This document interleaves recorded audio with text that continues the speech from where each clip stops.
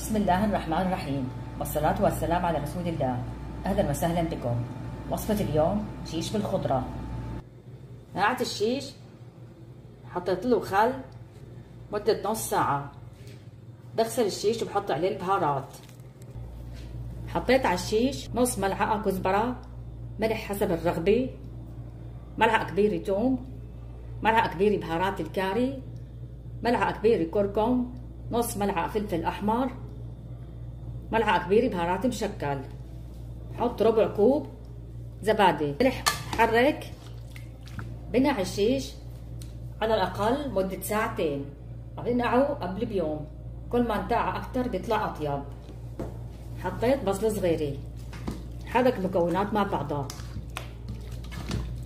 بحط الخضار للشيش: نص كيلو بطاطا، راس من الثوم، 10 فصوص ثوم،